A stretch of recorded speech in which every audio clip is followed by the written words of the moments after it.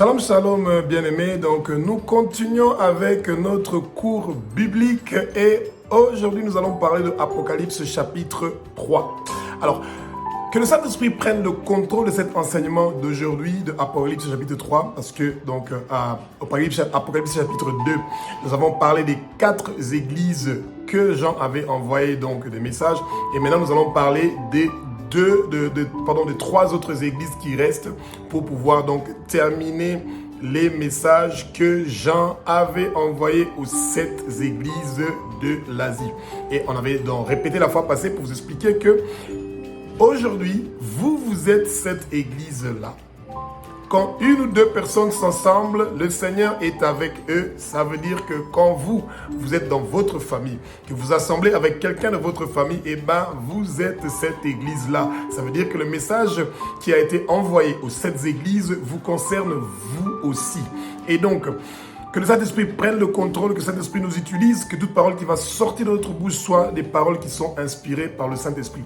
Bien-aimés, le meilleur cadeau, la meilleure décision qu'une personne peut prendre dans sa vie, c'est celui de dire oui à Jésus-Christ de Nazareth. Parce que Jésus, il est le Fils de Dieu.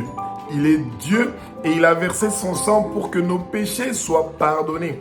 Et il est le seul qui est mort et ressuscité des morts après 3 jours. Et il est vivant pour les siècles des siècles, d'âge en âge. Et les chrétiens doivent continuer à se rappeler de ça.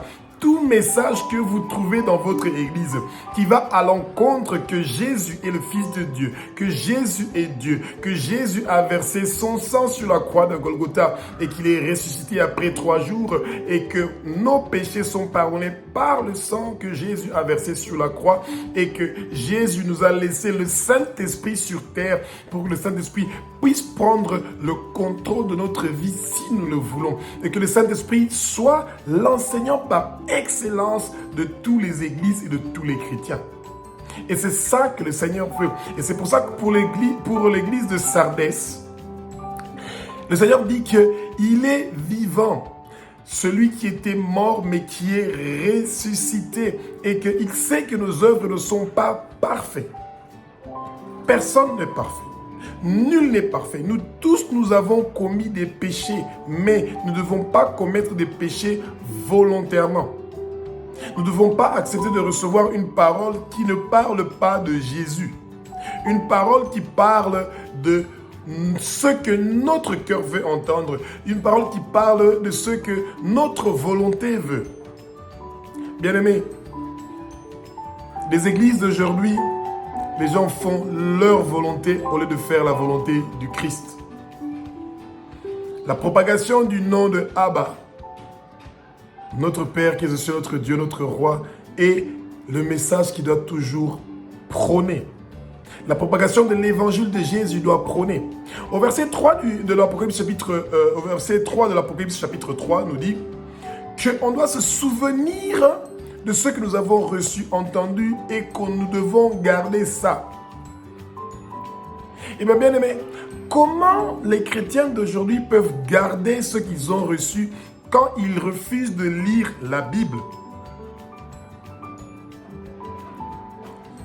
Faites une petite pause pour analyser. La dernière fois que vous avez pris 1 heure du temps, 60 minutes plein, pour lire la Bible et méditer cette parole-là. Et combien de fois vous le faites chaque jour? Combien de temps vous prenez pour prier pour vous, pour votre famille, pour votre quartier, pour votre pays, pour les nations, pour Israël? Ce que vous avez entendu et reçu ne peut pas rester quand c'est jamais entré. Ça veut dire que vous devez d'abord lire la parole de Dieu, maîtriser cette parole-là, et c'est ensuite que ça peut rester. Mais quand on regarde seulement les vidéos sur YouTube, sur ce que les hommes de Dieu sont en train de dire, ou on part à l'église, on entend 2-3 versets, et puis les pasteurs parlent de ce qu'ils ont besoin de parler, et on rentre à la maison, on pense que ça suffit. Il y a un souci. Le Seigneur veut que quand nous sommes en train de lire sa parole, de méditer la parole, que nous puissions nous repentir. Et si nous acceptons de nous repentir, c'est là que le Seigneur est prêt à faire quelque chose pour nous. Abba, et un Père qui est merveilleux.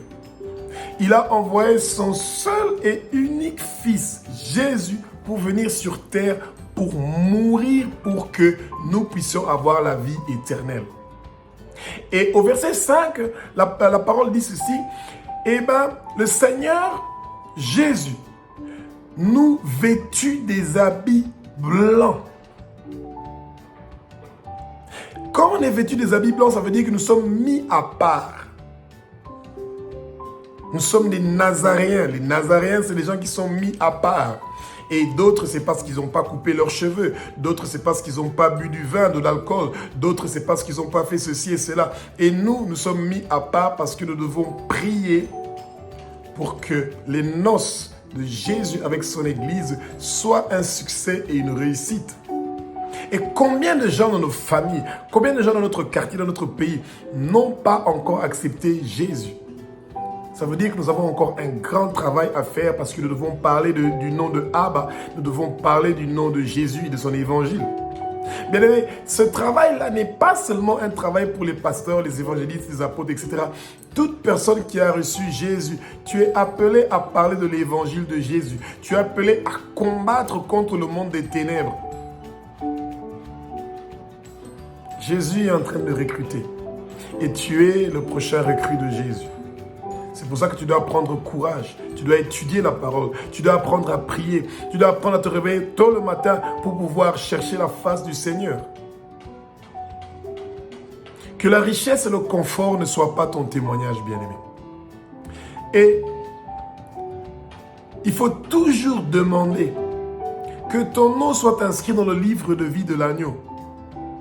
Et c'est comme ça, si ton nom est inscrit dans le livre de vie de l'agneau, que ton nom ne sera pas effacé. Demande à Jésus qu'il confesse ton nom devant Abba et devant les anges, bien-aimés.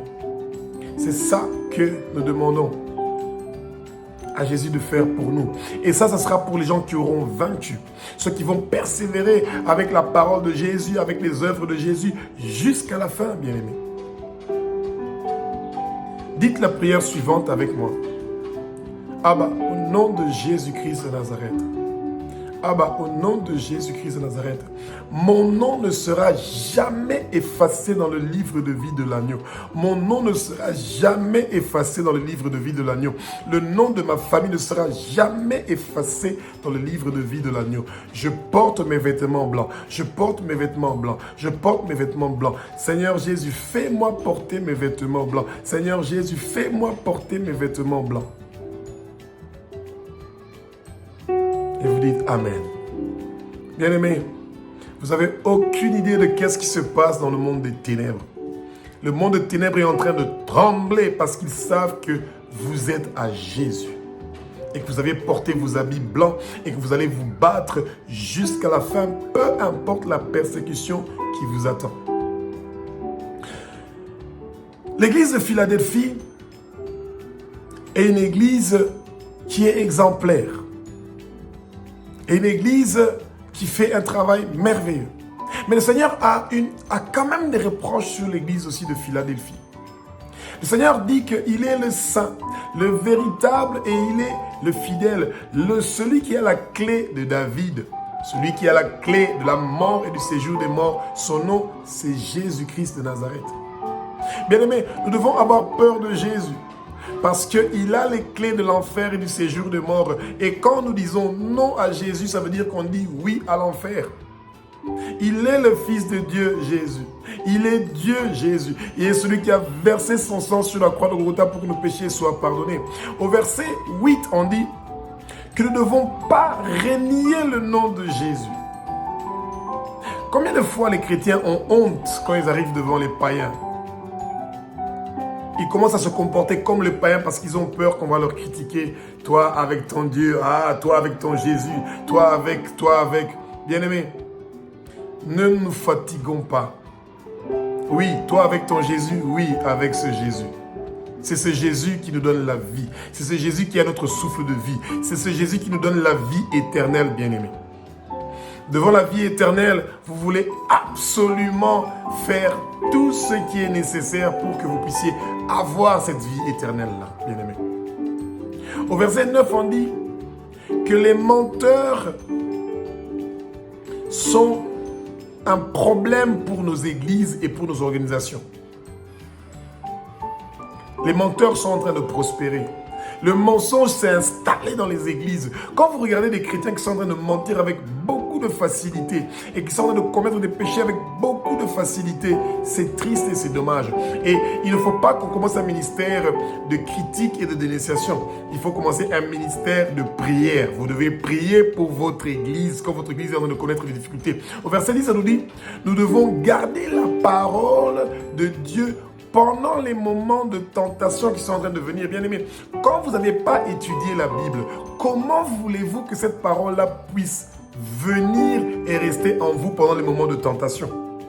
Quand vous sentez la faiblesse, que votre corps est fatigué, vous êtes malade, vous avez des problèmes de finances, vous avez des problèmes de santé, c'est le moment de repenser à ce que la parole dit. La femme veuve qui avait un problème avec son fils qui était orphelin et qu'on voulait les vendre, ils n'ont pas manqué l'huile et la farine dans leur maison. Et aussi, la femme veuve qui avait des dettes et elle a vendu de l'huile jusqu'à ce que la fille de payer ses dettes, etc. Ces paroles doivent rester dans votre tête. Quand vous n'avez pas de nourriture et de boisson dans votre maison, vous devez vous rappeler que Jésus a multiplié des petits pains et des petits poissons. 5000 personnes ont mangé, 12 paniers sont restés. 4000 personnes ont mangé, 7 paniers sont restés. Jésus vous tient à la main. Et cette femme qui coulait le sang pendant 12 ans, qui a touché le bout de l'habit de Jésus et qui était guérie, cette infirme à Bethsaïda, si Jésus a fait toutes ces choses pour les autres, il peut le faire pour vous, bien-aimés. Mais vous pouvez seulement demander ces choses-là quand le Seigneur a dit la parole du Seigneur. Anne, la mère de Samuel, a beaucoup pleuré pour avoir des enfants parce qu'elle était stérile. Mais le Seigneur a écouté sa prière. Et si le Seigneur a écouté la prière de Anne, le Seigneur peut aussi écouter votre prière. L'homme qui était attaqué, où les démons habitaient, les légions de démons habitaient en lui. Et que ces démons-là ont été jetés sur des porcs et qu'il a été délivré. Et qu'après, il était en train de manger avec Jésus, bien habillé, et il voulait suivre Jésus. Si cet homme a été délivré des démons, eh bien, vous aussi pouvez être délivré des démons au nom de Jésus-Christ de Nazareth. Bien-aimé. Au verset 11, on dit, Jésus vient bientôt. Tenons ferme et gardons notre couronne. Bien-aimé, c'est vrai que c'est difficile. Des fois, on vit des moments où on se dit, ça ne va pas. Et pendant ce moment-là, faites cette prière ensemble avec moi, bien-aimé. Dites, Seigneur Jésus, où mon intelligence s'arrête, c'est où ton intelligence commence. Où j'arrive à un point où je suis bloqué, c'est là où ton intelligence et ta délivrance commencent. Je reçois ma délivrance, je reçois ma délivrance, je reçois ma délivrance. Je reçois ma guérison, je reçois ma guérison, je reçois ma guérison au nom de Jésus-Christ de Nazareth. Bien-aimés, le Seigneur nous dit au verset 12, donc d'Apocalypse 3, que le Seigneur fait de nous des colonnes du temple de Abba, notre Père qui est aux cieux. Jésus fait de nous des colonnes dans le temple de Abba. Et il dit que ces colonnes-là ne vont pas quitter le temple. Ouais. Et que sur notre front est inscrit le nom de Abba, notre Père qui est aux cieux, notre Dieu, notre Roi, et le nom de Jésus-Christ de Nazareth, Yeshua HaMashiach, et le nom de la nouvelle Jérusalem. Bien aimé, quand vous avez ces indications-là sur votre front, vos ennemis ne peuvent rien contre vous parce que votre corps est le temple du Saint-Esprit. Votre corps est pour Jésus et Jésus est pour votre corps. Et c'est pour ça que vos ennemis ne peuvent rien contre vous, bien aimé. Vous devez vous appuyer sur la parole. C'est la parole qui parle des choses qui doivent arriver. Et c'est la parole, quand elle est en train de revenir, que vous pouvez utiliser contre vos ennemis. Ensuite vient la dernière église de Laodicée au verset 14. Le Seigneur dit qu'il est le véritable et il est le fidèle, bien-aimé. Le Seigneur est le véritable et le fidèle, bien-aimé. Au verset 16, on nous dit que un chrétien qui est donc né de nouveau ne doit pas être tiède et neutre. Le Seigneur ne veut pas de ça. Il veut qu'on lui choisisse, lui, Jésus, comme le Seigneur, le maître de notre vie. Nous ne devons pas être tièdes. Tantôt nous sommes avec les païens, tantôt nous sommes avec les chrétiens, tantôt nous faisons des péchés, tantôt nous refusons les péchés. Le Seigneur ne veut pas de ça. Il veut à tout prix que vous et moi, nous choisissons le camp de celui qui a vaincu, de celui qui a vaincu le Satan, qui est Jésus-Christ de Nazareth. Et c'est ça qu'il reproche à l'église de Laodicée. Ouais. Et c'est pour ça, quand vous voyez que votre église est tiède, des fois il y a des soucis, ils dansent comme s'ils sont en train de danser dans le monde, ils mettent la musique comme s'ils sont en train de mettre la musique dans le monde. Quand ils prêchent 10, 15, 20 minutes, 30 minutes, on ne parle pas du Saint-Esprit, on ne parle pas de Jésus. Ça devient des histoires de quartier, ou des miracles, ou des dates de naissance, ou des problèmes de celui-là, etc., etc. On ne parle pas de ce qui est dans la Bible, on ne parle pas de la parole, on prend les exemples du monde qui sont en train de primer par rapport à la parole. Bien-aimés, prenez votre temps pour prier pour les gens qui sont élevés en dignité dans vos églises, dans vos familles et dans vos maisons. C'est très important que vous soyez une bénédiction pour quelqu'un, pour les autres. Au verset 17, on dit « Malheureux, misérables, pauvres, aveugles et nus ». Les gens qui n'ont pas Jésus sont malheureux, ils sont misérables, ils sont pauvres, ils sont aveugles et ils sont nus. Parce que quand le Satan veut venir vous attaquer, vous n'avez aucune protection. Pourtant, vous pouvez avoir cette protection-là avec Jésus. Faites cette petite prière ensemble avec moi, bien-aimés. Ça va beaucoup nous aider. Abba, au nom de Jésus-Christ de Nazareth, je porte ton armure spirituelle complète comme ce qui est dans ta parole sainte d'Éphésiens 6, 11, 13. Et toute arme qui est forgée contre moi ne va pas réussir et prospérer au nom de Jésus-Christ de Nazareth.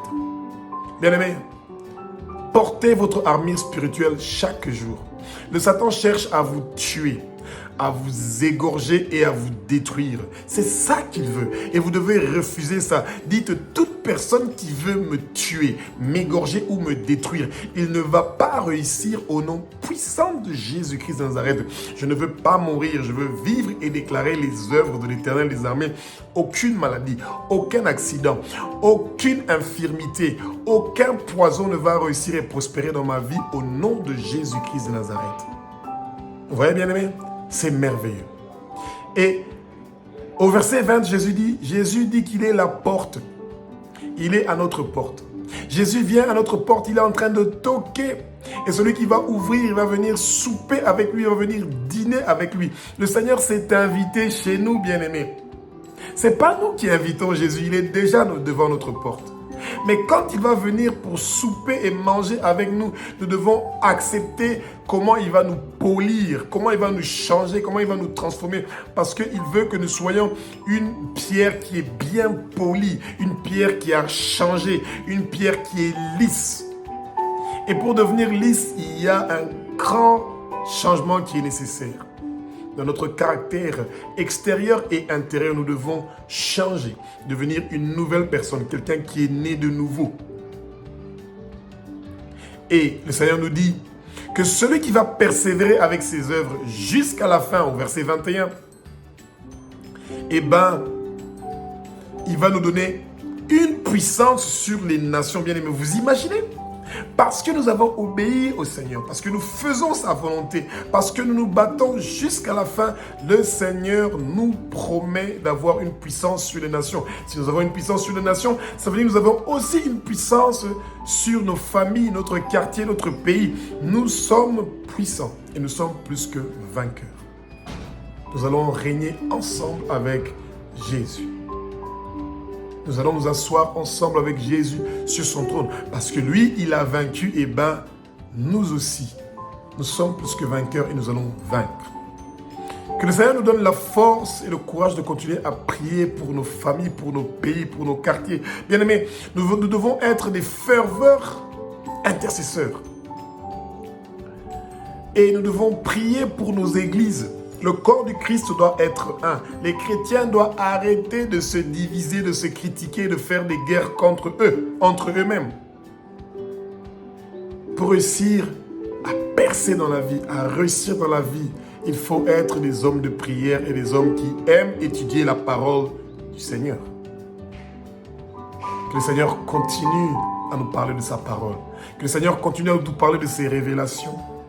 Et que cette parole reste en nous. Et c'est comme ça que nous nous préparons pour Apocalypse chapitre 4. Et que le Seigneur continue à nous parler, bien-aimés. Alléluia. Merci Jésus. Merci Jésus. Merci Jésus.